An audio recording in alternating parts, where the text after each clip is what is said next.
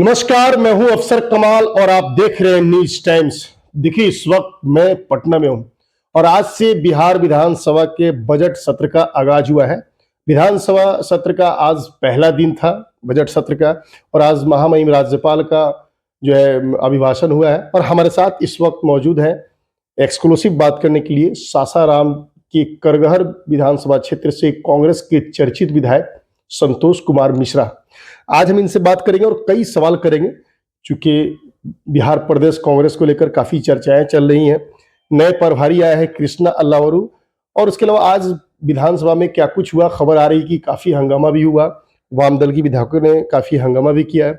इन सब मुद्दे पे हम इनसे बात करेंगे। सर, न्यूज टाइम्स में सबसे पहले तो बहुत बहुत स्वागत है आपका। बहुत बहुत आपको भी बहुत बहुत धन्यवाद है, बधाई है आप लोगों को भी।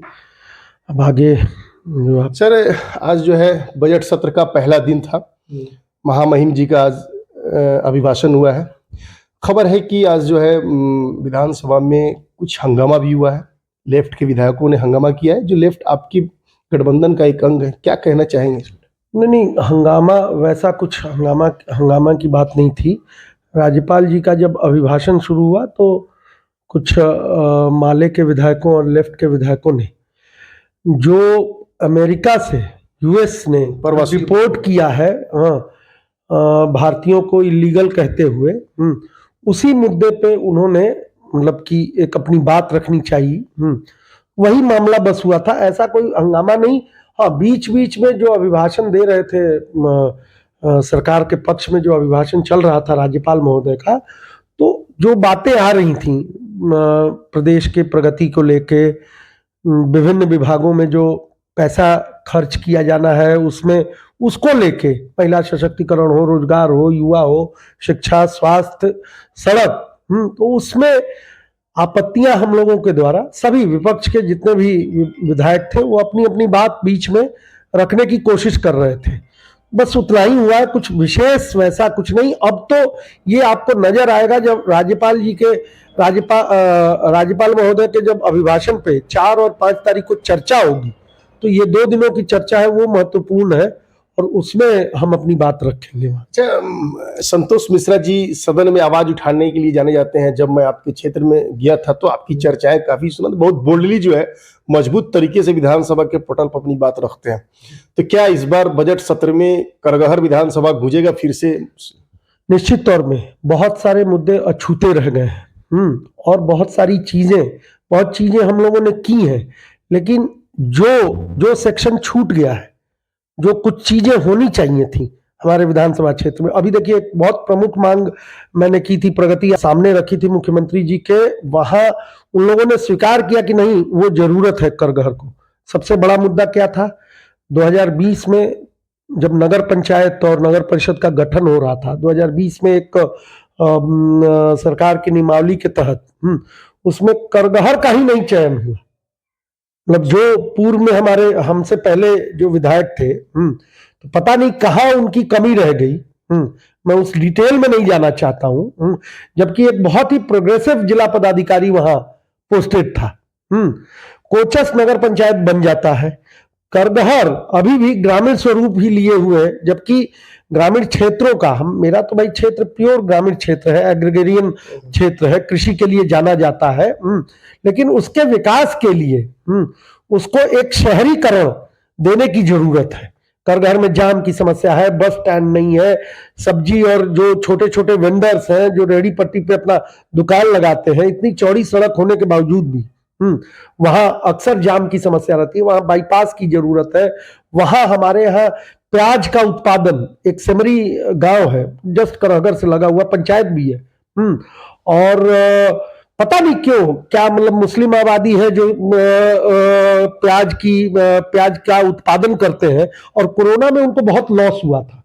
और मैं लगातार ये बात उठा रहा हूं, अभी प्रगति यात्रा में तो मैंने एकदम इसको लेके मुख्यमंत्री जी के सामने ही मैंने इसको बहुत मजबूती से रखा, और उनके अधिकारियों ने स्वीकार किया वहां एक कोल्ड स्टोरेज की जरूरत है। उनके उत्पाद, अभी कोरोना में क्या हुआ था 2021 में, कि उनके सारे उत्पाद नष्ट हो गए, ध्यान नहीं दे पाए, लोग निकल नहीं पा रहे थे, खेतों में काम नहीं कर पा रहे थे, वो सारा कितने किसानों का कई एक बीघा में 150 बीघे में प्याज की फसल वहां उगाते हैं लोग, और प्याज का मतलब संभरण होना चाहिए, उसके लिए हमको कोल्ड स्टोरेज की जरूरत है।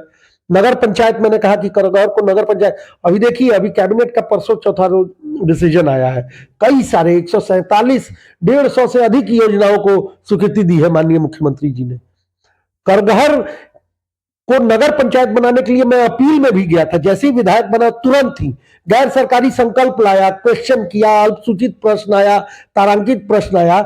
एक जगह को कहीं किसी जिले में एक नगर पंचायत अभी उन्होंने घोषणा भी कर दी, और उस समय मेरे को जवाब मिला था कि जब जनगणना हो जाएगी, ठीक है अभी जनगणना, देश में जनगणना नहीं हुई, लेकिन बिहार में सर्वेक्षण तो हुआ, जो जातीय सर्वेक्षण कहिए चाहे जैसा भी, जनगणना का एक छोटा स्वरूप सर्वेक्षण बिहार सरकार ने तो अपना किया।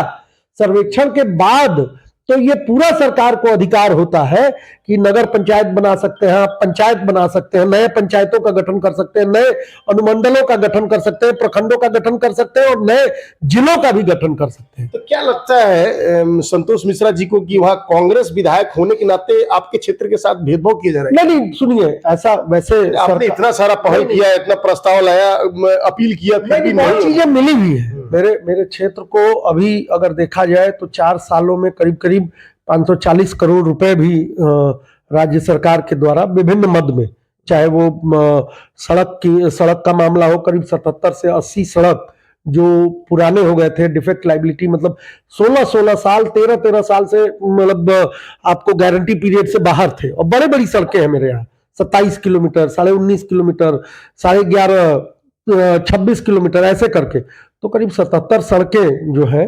पुनर्निर्माण के लिए, मतलब मुख्यमंत्री उन्नयन योजना के तहत बहुत पैसे आए, 54 करोड़, 41 करोड़, 13 करोड़, ऐसे मतलब इस तरह से। तो 540 करोड़ का शिक्षा के क्षेत्र में एक 100 बेडेड अस्पताल, 100 बेडेड जनजातीय कल्याण, मतलब अनुसूचित जाति कल्याण विभाग की तरफ से एक 100 बेडेड का हॉस्टल बन रहा है कोचस में।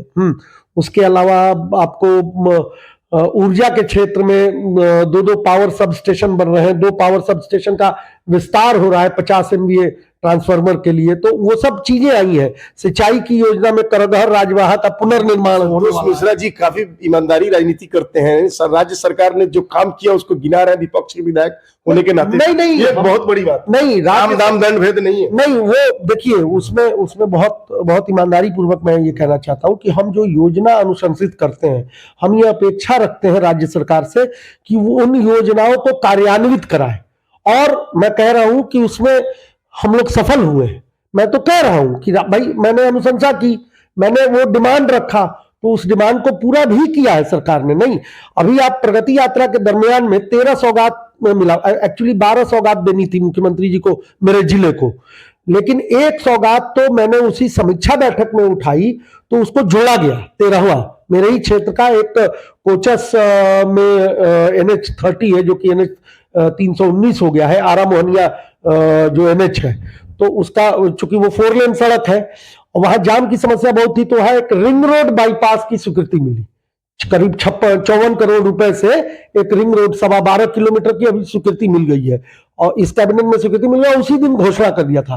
13 में से 5 मेरे क्षेत्र को मिला, 2 बड़ी सड़कें 27 किलो, बड़ी उपलब्धि है। जी, हाँ, ये रही जो कार्यकाल की। हाँ, निश्चित रूप से रही है।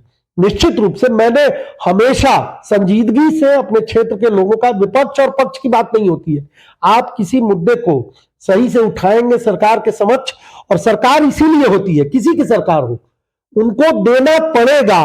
हम अगर मांग रहे हैं और जेन्युइन मांग है हमारी, तो सरकार को उसे पूरा करना पड़ेगा, एकदम डंके की चोट पे। जी, निश्चित रूप से। नहीं देंगे तो लड़ के लेंगे। एकदम हक वैसे भी मांगने से नहीं मिलता है, हक लड़ के ही लिया जाता है। अच्छा, आपने काफी काम किया, रोड पुलिया, बहुत सारे काम आपने किए, वहां की जनता भी ये कह रही। तो अब जो है, क्या ऐसा काम है जो इस कार्यकाल में अधूरा रह गया, जिसको संतोष मिश्रा जी फिर से रिपीट करके आते हैं, तो उस काम को पहली प्राथमिकता देंगे, मुझे इस काम को करना है? अभी देखिए करीब 7-8 महीने शेष है। एक महत्वपूर्ण कार्य है कि मैं चाहता हूं कि हमारे विधानसभा क्षेत्र में जो NH गुजरता है, वहां एक ट्रॉमा सेंटर हो, वो एक हमारी बहुत बड़ी जरूरत है, और इस मांग को भी मैंने बहुत प्राथमिकता प्राथमिकता तो मेरी है ही, प्रमुखता से इसको रखा है मैंने, और मुख्यमंत्री जी ने स्वीकार भी किया था। मैं इसमें ये नहीं कह रहा हूं, उनका आभार भी है कुछ चीजों के लिए, मैं ये नहीं कह रहा हूं, वो भी प्रोग्रेसिव आदमी रहे हैं, लेकिन अब धीरे धीरे थोड़ा सा लगता है कि वो उन पे वो बुढ़ापे का असर हो रहा है, लेकिन फिर भी उसमें मैंने जाना नहीं चाहता हूं। एक ट्रॉमा सेंटर की मांग है, मैंने कहा कि करगहर को नगर पंचायत बना दिया जाए, ये एक अधूरा, ये छूट रहा है। दूसरा चीज है कि वहां एक कोल्ड स्टोरेज की बहुत बड़ी जरूरत है, हमारे किसानों को बहुत बड़ी मदद होगी। दूसरा एक हमारा रू अर्बन एरिया है, उसमें कुछ हमारी पंचायतें आती हैं रू अर्बन मिशन के तहत, हाँ, वो चयन भी हुआ था केंद्र सरकार के द्वारा, वहां पिपरमिंट की खेती होती है, उसको बढ़ावा मिलना चाहिए उद्योग विभाग की तरफ से, ये मांग भी मैंने रखी है। और एक और जो बहुत महत्वपूर्ण मुझे लगता है कि मेरे यहाँ कुछ जमीन है, लेकिन अभी तक सर्वे इनका मतलब इतनी धीमी गति से चल रहा है। मैं चाहता हूं कि मेरे यहाँ एक बड़ा स्पोर्ट्स कॉम्प्लेक्स बने। हमारे यहाँ इनको 5 एकड़ खेलो इंडिया के तहत सरकार को ये आया, खेलो इंडिया के तहत जो फंड आ रहा है उसके तहत 5 एकड़ में एक बड़ा मल्टी स्पोर्ट्स कॉम्प्लेक्स का निर्माण किया जाए, उसकी भी डिमांड मैंने रखी है। और इस सदन में इसका प्रपोजल गवर्नमेंट के सामने आपने रख दिया है? हाँ, रख दिया है। और इस सदन ये चलते हुए सदन में इसको बहुत मजबूती से उठाकर इस मांग को मैं मंगवाने के उसमें कि एकदम इसको करना, इसकी आधारशिला रख दी जाए, ये मेरा एक मतलब प्रण। और ये आपकी बातों में विश्वास और उत्साह दोनों है कि करके दिखाएंगे। नहीं, निश्चित रूप से करके दिखाएंगे, जो लोगों ने बहुत विश्वास के साथ मुझे भेजा है। हाँ। अच्छा संतोष मिश्रा जी, अब तो ये चुनावी वर्ष है, इस वर्ष के अंत में जो है विधानसभा का चुनाव होना है, जाहिर सी बात है कि अब आप लोगों का लिए मतलब जनसंपर्क भी जरूरी है। जनसंपर्क क्षेत्र में चल रहा है, जनता का क्या रिस्पॉन्स है? नहीं, मुझे तो ठीक ही लग रहा है, ऐसा नहीं है कुछ भी। मैं तो अनावरत मतलब हमेशा क्षेत्र के लोगों से संपर्क में रहता हूं, जहां जिस कार्यक्रम के लिए लोग बुलाते हैं, जो मांगते हैं। मैंने तो अपने क्षेत्र में जो हम लोगों को मुख्यमंत्री क्षेत्र विकास योजना के तहत जो फंड आता है 3 करोड़, जब हम लोग आए थे तो 3 करोड़ वो मिलता है क्षेत्र के विभिन्न गांवों पंचायतों को, उनकी दशा दिशा को सुधारने के लिए जो कार्य छूट जाते हैं, गली नली के हो, सड़क छोटी छोटी सड़कों का हो, कुछ मतलब अतिक्रमण के शिकार हैं लोग, वहां गंदा पानी बह रहा हो नली का, तो उसको करने के लिए तो मैंने बहुत सारे काम किए। मैंने ठेकेदारी प्रथा बंद कर दी, मैंने कार्यों को लोगों से लिया, क्षेत्र के गांव के जो गांव में बसती है हमारी जनता, जो हमारे मतदाता मालिक है, उनसे प्रस्ताव मंगवाया कि आपके गांव में क्या करवाना है, और उन्हीं लोगों के जिम्मे वो कार्य दिया। मैंने ये नहीं, वो ठेकेदारी प्रथा जो वेंडर वाली प्रथा, बाहर से लोगों को लाके दूसरे अपने रिश्तेदारों को देके जो लोग करते थे, वो प्रथा मैंने टोटली बंद कर दी। तो आगे कोई भी आएगा, भाई कालांतर में कोई आ सकता है, कोई जरूरी तो नहीं है ये जिंदगी भर के लिए मैं ही तो नहीं रहूंगा, हाँ, लेकिन फिर भी ये एक प्रथा मैंने चलाई है कि लोगों को संतुष्टि है कि मेरे गांव में जो कार्य हो रहे हैं मुख्यमंत्री क्षेत्र विकास योजना के तहत, और ऐसे हम लोगों ने 150, मेरे यहाँ वैसे 400 गांव हैं, लेकिन 150 गांवों में हमने अपनी योजनाओं को पहुंचाने की कोशिश की है। छठ घाट दिए हैं, छोटे छोटे सामुदायिक भवन दिए हैं, अल्पसंख्यक कल्याण भवन दिए हैं, अपने फंड से गली नली का प्रॉपर निर्माण कराया है, जिससे कि पानी की समस्या, मतलब जो सड़कों पे पानी आ जाता है, गंदगी आ जाती है, उसको मतलब कि खत्म किया जा सके, तो वो चीजें की है। कहीं कहीं हम थोड़ा थोड़ा कहीं कहीं चुके भी हैं, ऐसा नहीं है, कहीं गलत निर्माण भी हुए, थोड़ा मोड़ा। बड़ी बात है कि कहीं चूक हुई तो उसको स्वीकार भी कर रहे हैं। निश्चित तौर पे देखिए, एक ये 5 साल का टर्म वैसे तो बहुत कम होता है, और उस पे भी करगहर जैसा क्षेत्र, चूंकि बड़ा क्षेत्र हमारा 40 पंचायत है, हाँ, प्योर ग्रामीण क्षेत्र है, ग्रामीण क्षेत्रों की समस्याएं अपनी अलग होती हैं और संघर्ष भी होता है, और वो उन समस्याओं का समाधान करना, हाँ, बहुत ही मुश्किल होता है। लेकिन कम से कम इन 4 साढ़े 4 सालों में, 4 सवा 4 सालों में आप क्षेत्र में मेरे सर्वे करा सकते हैं, लोगों से पूछ सकते हैं, मैंने किसी विवाद को नहीं पनपने दिया। लोगों में शांति सौहार्द के साथ, गांव में भी विभिन्न गुटों में कोई गुटबाजी नहीं होने दी।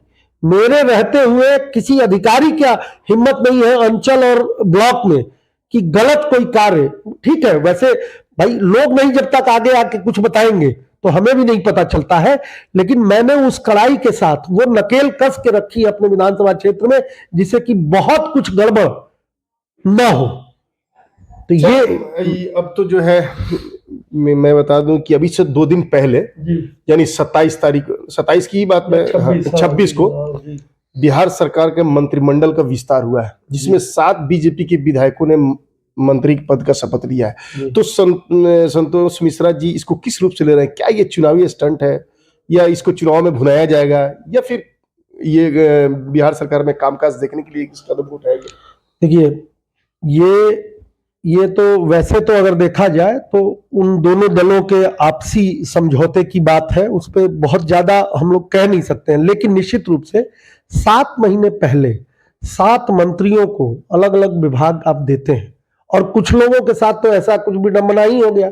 विजय सिन्हा जी के पास पथ निर्माण था, उसको छीन के नितिन नवीन जी को दे दिया गया। नितिन नवीन जी जो नगर विकास में काम कर रहे थे, वो नगर विकास में से छीन के जीवेश मिश्रा जी को दे दिया गया।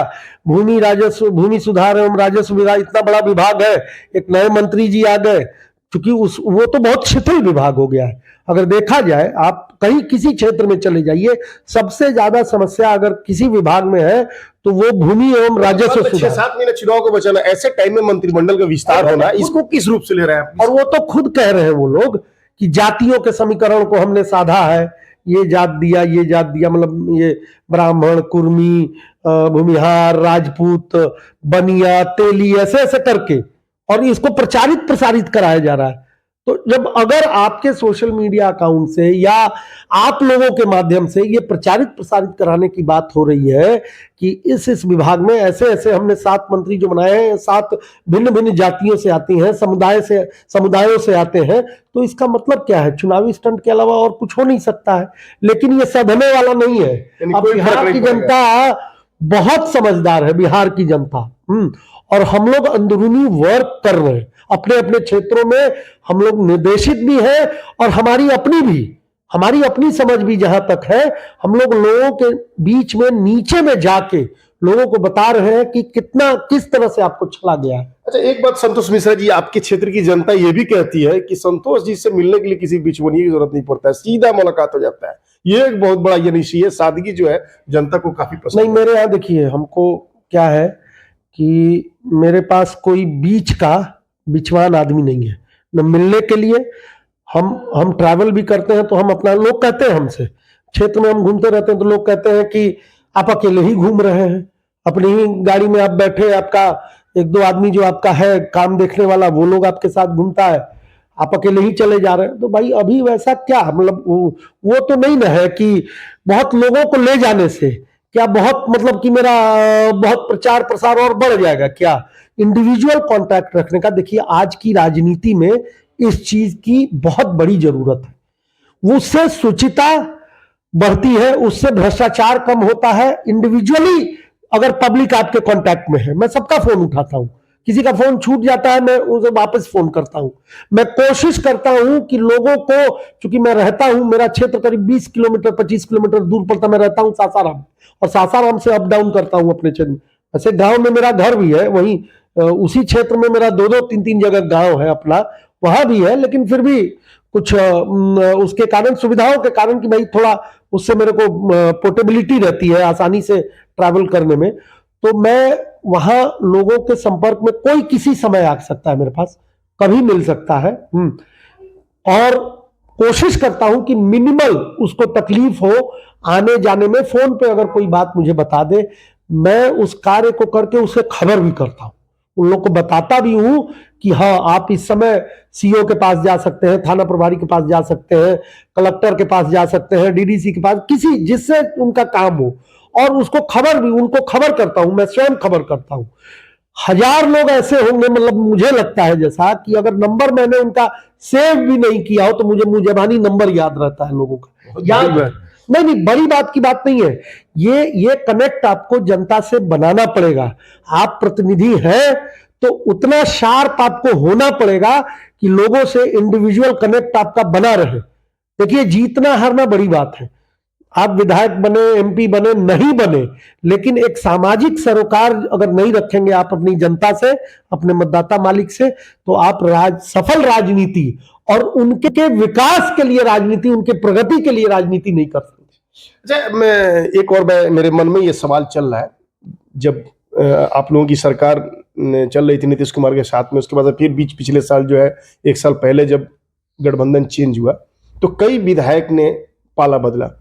इसमें सासाराम की चेनारी से मुरारी प्रसाद गौतम भी है, जो पिछली सरकार में मंत्री थे, वो अभी भी विधायक हैं। तो क्या उन्होंने विहिप का उल्लंघन किया, यानी दल बदल कानून उन पे लगना चाहिए, तो क्या आपकी पार्टी, आप प्रदेश नेतृत्व में आपकी अच्छी पकड़ है, तो इसको लेकर पार्टी आपकी कुछ स्टेप नहीं ले रही कि उनको डिस्क्वालीफाई किया जाए, उनकी सदस्यता समाप्त की जाए?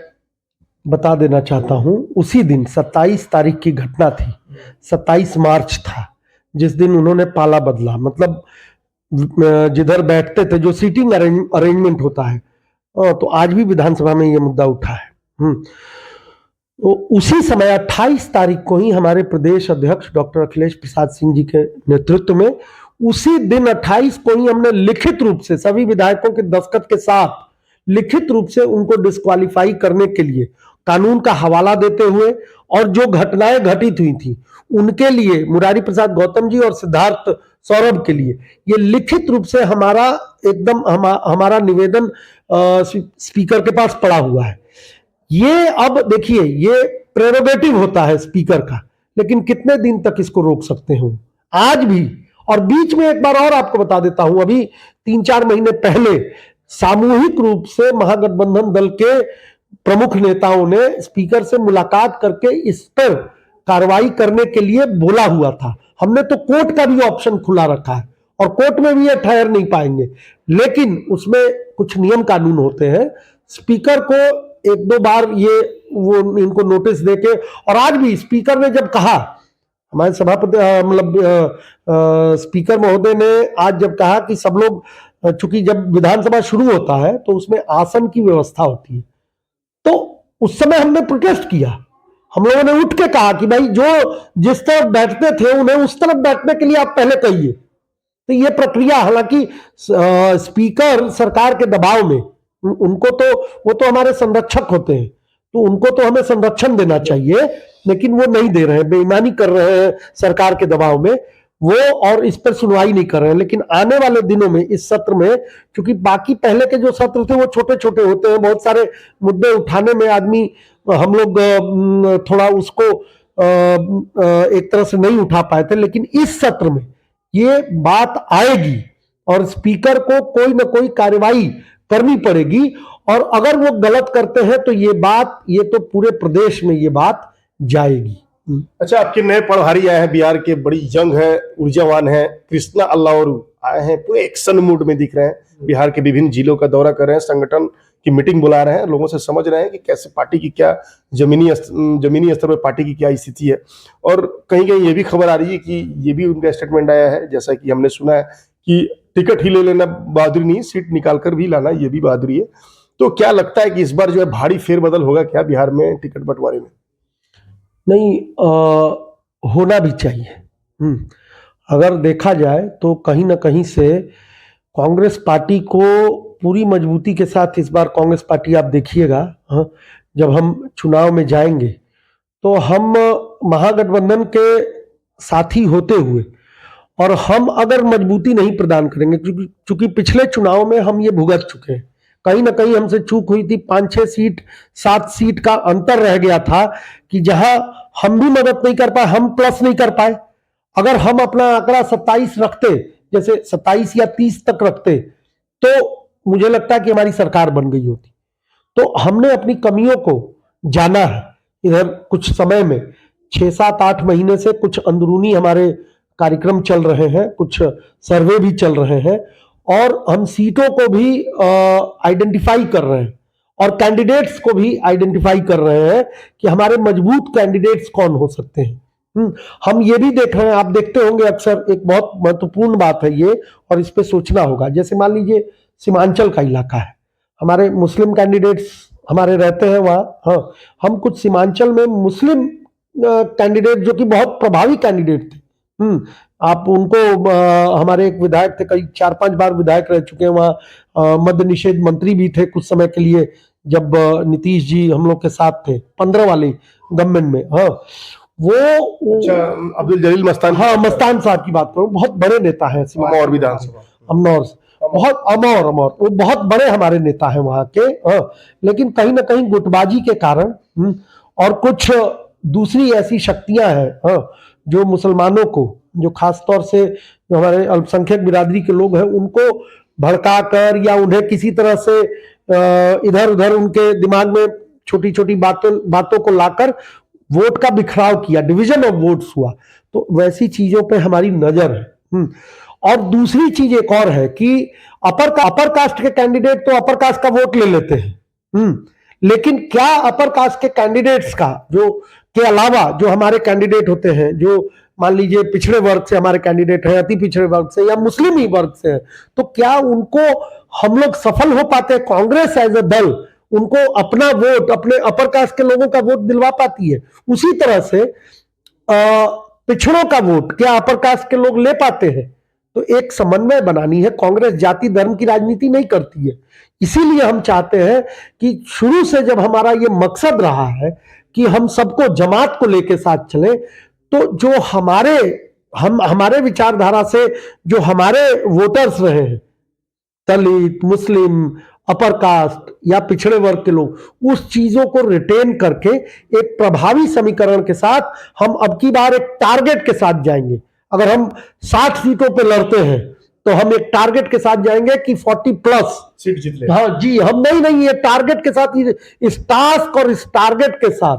और कृष्णा अल्लावरू जी एक यंग प्रभारी, हमको पहली बार ऐसा हुआ है कि एक अनुभवी व्यक्ति प्रदेश अध्यक्ष है, जिनका अनुभव बहुत ही बड़ा है, विधानसभा से लेके लोकसभा, लोकसभा से लेके राज्यसभा और केंद्रीय मंत्रिमंडल तक और राज्य मंत्रिमंडल तक उनका एक प्रादुर्भाव है, फैलाव भी है। तो उस अनुभव के साथ एक यंग जो स्पिरिट होती है, जो यूथ स्पिरिट होती है, उसको लेके दोनों अगर काम करते हैं, प्रदेश अध्यक्ष और प्रभारी, तो ऊपरी लेवल पे जब समन्वय रहता है तो नीचे के कार्यकर्ता जो होते हैं, उनको भी, कार्यकर्ता हो, हमारे जैसे विधायक हो, हम लोगों को भी ये प्रेरणा मिलती है कि हमें किस तरह से एकता के साथ काम करना है। कैंडिडेट कोई हो, 5 कैंडिडेट हो सकते हैं एक विधानसभा में, एक क्षेत्र के लिए, लेकिन किसी को टिकट मिले, बाकी 4 लोगों को उनके साथ मिलकर काम करना है, और अब की बार ये करना पड़ेगा। एकदम ये चीज पूरा एकदम डिसिप्लिन, एकदम संगठन हम पूरी तरह से महीना दिन के अंदर में, अप्रैल में आप देखिएगा विधानसभा सत्र के तुरंत बाद 15 अप्रैल से पहले हमारा पूरा संगठन फील्ड में रहेगा, पूरा संगठन तैयार मिलेगा आपको, एक एक पदाधिकारी के साथ, और सबको टास्क मिलेगा। कोई व्यक्ति ऐसा नहीं है जिसको कि टास्क नहीं दिया जाएगा, और उसको ये गर्व महसूस होगा कि कांग्रेस पार्टी हमें अपने कार्यकर्ता के रूप में हम ऐसा महसूस कराना चाहते हैं अपने पार्टी के कार्यकर्ताओं को, जिससे कि हमको उसका लाभ मिल सके। और जो हम टारगेट फिक्स करके लड़ेंगे कि नहीं साहब, हम इतना जीतेंगे, जीत के दिखाएंगे, हम लड़ेंगे, जीतेंगे। और एबल कैंडिडेट्स, सीट का भी चयन हम उस तरह से नहीं करेंगे कि हमको फेंकी हुई सीटें मिल जाए। भाई पिछली बारी क्या हुआ था, वेस्ट चंपारण आप जाइए, 7-7 विधानसभा कांग्रेस ही लड़ रही है, 10 विधानसभा में कांग्रेस, 7 विधानसभा में पे लड़ रही है।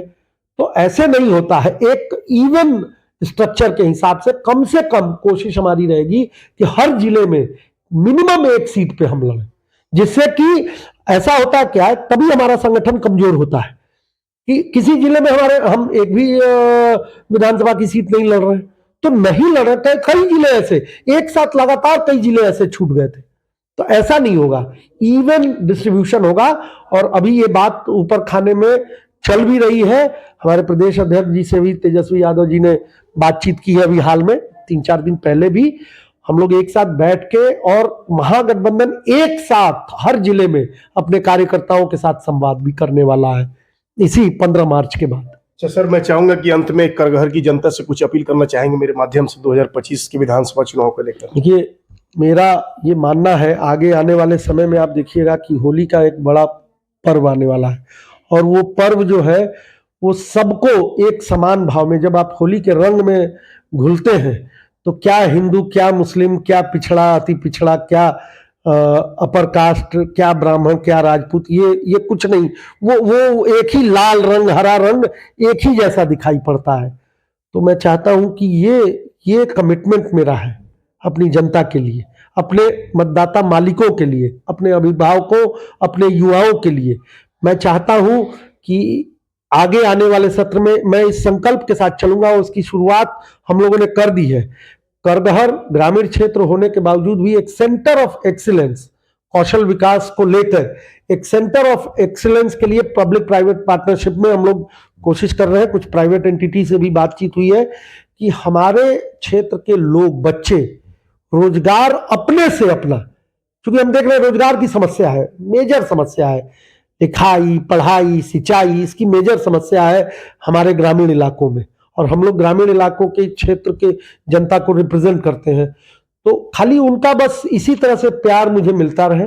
ये समर्थन मैं नहीं कहूंगा, आपका दुलार, प्यार, हाँ, और आपकी मांगे भी इसी तरह से मेरे ऊपर आप थोपते रहिए, मुझे मजबूर करते रहिए अपने लिए और ज्यादा से ज्यादा, चाहे उसके लिए रात दिन जगा के मेहनत करवानी हो, चाहे मतलब हमने बहुत कुछ अचीव किया है अपने क्षेत्र में, आप नहीं विश्वास करेंगे। एक छोटा एग्जांपल देना चाहता हूं, बहुत बड़ी लंबी बात नहीं कहूंगा।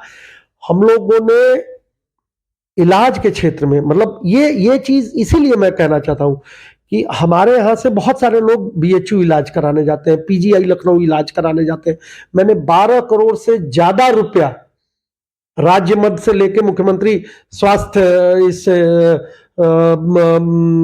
अनुदान जो मिलता है, असिस्टेंट मेडिकल फंड का जो मिलता है, 12 करोड़ रुपया ऐसे अस्पतालों में लोगों का, किसी को कैंसर है, किसी को किडनी का ट्रांसप्लांट कराना है, 4 से 5 लाख रुपया हम किडनी के ट्रांसप्लांट में देते हैं। लाख रुपया से कम मैंने किसी को कैंसर में नहीं दिलवाया है।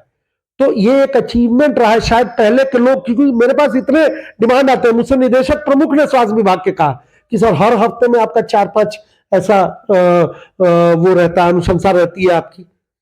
तो कहने का मतलब कि लोगों को एक मुख्य धारा में, लेकिन हमें स्वास्थ्य की व्यवस्था चाहिए जो हमारे यहाँ कमजोर है। सरकार कितना भी दम्भ फूंक ले, कितना भी फुफकार ले मुख्यमंत्री जी, लेकिन शिक्षा, स्वास्थ्य, रोजगार में हम कहीं पीछे हैं। इसलिए बिहार अभी भी डेवलप्ड स्टेट में नाम नहीं आ रहा है। आप 3 लाख करोड़ का बजट अभी पेश करने जा रहे हैं, देखिएगा। लेकिन उस 3 लाख करोड़ में कितने लोगों के लिए क्वालिटी स्वास्थ्य है। देखिए, एक बहुत बड़ी एक हमारा बड़ा प्रोटेस्ट था, और मुख्यमंत्री जी ने कहा भी, मैं अब ऑन रिकॉर्ड बोल देना चाहता हूं, प्रगति यात्रा के दौरान जो समीक्षा बैठक हो रही थी, मुख्यमंत्री जी इतना कहा कि कहीं हंगामा नहीं हुआ किसी जिले में, लेकिन रोहतास में हुआ। भाई कैसे नहीं होगा? आप एक दिन पहले बगल के जिले में जाते हैं, वहां मेडिकल कॉलेज और अस्पताल देते हैं। हम मेडिकल कॉलेज और अस्पताल की मांग कर रहे हैं, तो आप एक फेवरेटिज्म के तहत वहां जो गोपाल नारायण विश्वविद्यालय चल रहा है, गोपाल नारायण सिंह विश्वविद्यालय मेडिकल कॉलेज और हॉस्पिटल चल रहा है, उसके सपोर्ट के चलते, चूंकि वो आपके सहयोगी है, राज्यसभा में मेंबर है, प्रभावी व्यक्तित्व है उनका भी, राज्यसभा में मेंबर रह चुके हैं, भाजपा के कभी बहुत शुरुआती समय में प्रदेश अध्यक्ष रहे थे, लेकिन उनका हॉस्पिटल चूंकि रन कर रहा है एक प्राइवेट एंटिटी का, तो हमको मेडिकल कॉलेज हॉस्पिटल की नहीं जरूरत, हमें नहीं दी सौगात। बगल औरंगाबाद को दे दिया आपने, बक्सर को दे दिया, आरा को दे दिया, शाहाबाद जो पुराना जिला था उसके सारे तीनों जिलों को दे दिया आपने। रोहतास, सासाराम जो सबसे ज्यादा रेवेन्यू देता है बिहार सरकार को, खास तौर से एग्रीकल्चर इकोनॉमी में अगर देखा जाए, तो आप उसी को छोड़ देते हैं। भाई मेडिकल कॉलेज और अस्पताल के लायक भी हम लोग नहीं है। तो ये बहुत बड़ी उपेक्षा की गई है हमारी। क्या इस बार वोट से जवाब देगी जनता? वहां निश्चित रूप से जवाब देगी जनता को लग रहा है ऐसा? निश्चित रूप से जवाब जनता देख रही है, जान रही है। जनता बहुत समझदार है बिहार की। इतने समय तक अभी कुछ आप रिपोर्ट्स देख रहे होंगे कि बीजेपी कभी सरकार नहीं बना पाई है अपने दम पर यहाँ। तो जनता बहुत समझदार है बिहार की, बहुत, राजनीतिक रूप से भी, सामाजिक रूप से भी और व्यवहारिक रूप से भी। तीनों एंटिटी जनता में, बिहार की जनता में मौजूद है। और बिहार की जनता, ये देखिए, लैमेंटेड है ये, इसका मैं सिरे से खारिज करना चाहता हूं। बिहार की जनता भी उतनी ही प्रोग्रेसिव है जितना कि अदर स्टेट्स की जनता लोग है। साउथ इंडिया के बारे में अक्सर बातें आती है कि वहां जात, धर्म, समुदाय के नाम पर वोट नहीं होता, यह भी ऐसा है। वो अपने अपने प्रतिनिधियों को पहचानती है, वो जानती है कि कौन व्यक्ति हमारे लायक है, हमारे लिए काम कर सकता है। तो जात धर्म और समुदाय से ऊपर उठ के बिहार की जनता भी वोट करती है। और इस बार ऐसा होगा, जो लोग ख्वाब पाल लिए हैं, डिवीजन कर दिए। और ये लाया कौन, ये कंसेप्ट कौन लेके आया बिहार में सबसे पहले कि पिछड़ों को अति पिछड़ों में बांट दीजिए, दलितों को दलित और महादलित में बांट दीजिए। तो ये division and divide and rule वाली पॉलिटिक्स कौन कर रहा है? इसी पर तो डिवाइड एंड रूल करके 19-20 साल से मुख्यमंत्री है। अब इनको जनता कह रही है कि सिंहासन खाली करो, तुम्हारी जरूरत नहीं है, आपके पास कोई विजन नहीं है। विजन के लिए अब एक यंग व्यक्तित्व की जरूरत है, एक नए सोच के साथ, नए विचार के साथ, नई ऊर्जा वाले व्यक्ति की जरूरत है इस बिहार को। और बिहार उस पटल पे अपने आप को देख रहा है। बहुत बहुत शुक्रिया मुझसे बात करने के लिए। जैसा कि आप देख रहे थे कि इस वक्त मेरी बात जो है रोहतास जिले के करगहर से कांग्रेस विधायक संतोष कुमार मिश्रा से, इन्होंने साफ तौर पे कहा कि 2025 में सिंहासन खाली करो नारा के साथ जो है नए मुख्यमंत्री को मौका मिलेगा, जो युवा होगा, ऊर्जावान होगा। इस तरह का इंटरव्यू और खबर देखने के लिए देखते रहिए मेरा चैनल न्यूज़ टाइम्स। नमस्कार।